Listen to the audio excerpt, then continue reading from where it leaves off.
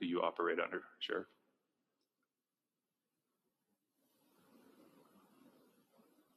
Constitution of the United States. Correct. That is what establishes the branches of government. I'm asking which branch you fall under. Mecklenburg County. I'm a duly sworn Mecklenburg County Sheriff. We answer to the people of Mecklenburg County. This was not where I was anticipating getting stuck. Are you aware how many branches of government there are? No. That was North Carolina State Representative Alan Chesser, taken by surprise, as I'm sure many of us are, when Mecklenburg, the county sheriff Gary McFadden, could not answer basic questions about how government works.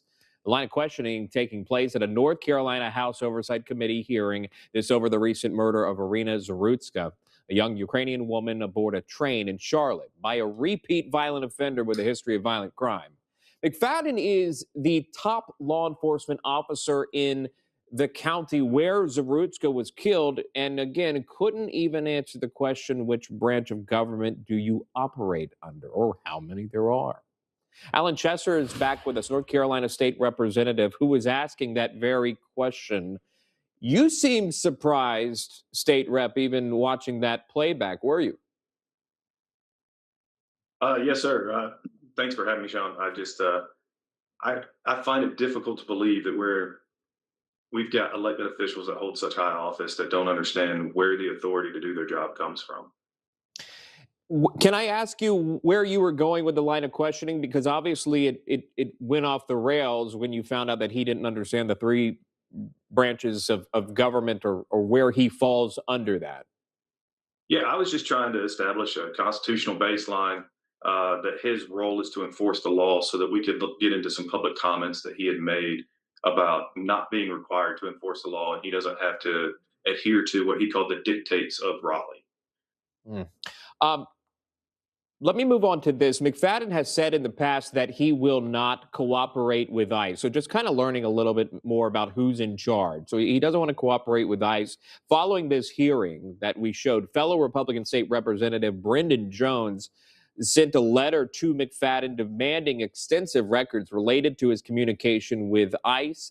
The representative wrote on X, due to Sheriff McFadden's laughable testimony, constant deflections, and refusal to turn over documents, our follow-up demand letter has been sent. Just know he'll be back to answer for his failures, and hopefully he'll learn the branches of government by then. What information, State Rep, can you get from the sheriff, and what are you looking for from the sheriff? So he testified before our committee that he had been in communication with ICE, and that it wasn't his fault that they weren't picking up detainees that were on ICE detainers. And so we just want proof of that communication. We don't believe that that communication actually existed. It's kind of like a Harvard study he keeps making reference to. We've asked for that as well. We can't find it, so we're hoping that he can produce that as well. But we think many of the references that he's made in his testimony, his sworn testimony before our committee, are fraudulent. And we're just hoping that he can actually produce this documentation and prove us wrong. So typically how ICE works with the county and local sheriffs, they're able to get access to the jails to go in and to find the violent offenders, those that are here illegally, that committed a crime. Do we know specifically if he was able to do that, or is that at the root of what you're trying to get at? That is the root of what we're trying to get at. We all know, I'm a former law enforcement officer myself, and I know that it is much safer for me to go into a secure facility to take custody of a detainee than it is to try to effect an arrest on the street. And we're seeing that play out across the nation. We're putting our law enforcement officers in much more difficult situations unnecessarily.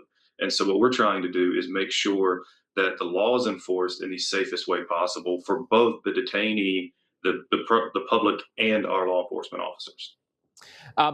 Following that hearing, and obviously we played that clip of the sheriff not able to answer which department that which branch of government he falls under, or how many there are. It's a viral mistake. There have been calls for the sheriff to resign of the county. Do you support that? Was this some enlightened moment that you realized maybe he's not qualified for this job? So he's a constitutional office that is elected by the people of Mecklenburg County. He is up for reelection currently, so maybe the people of Mecklenburg County will hold him accountable for this. All right. That is State Rep Alan Chesser of North Carolina. Thank you very much. He falls under Thank you. the legislative branch. Thank you, sir.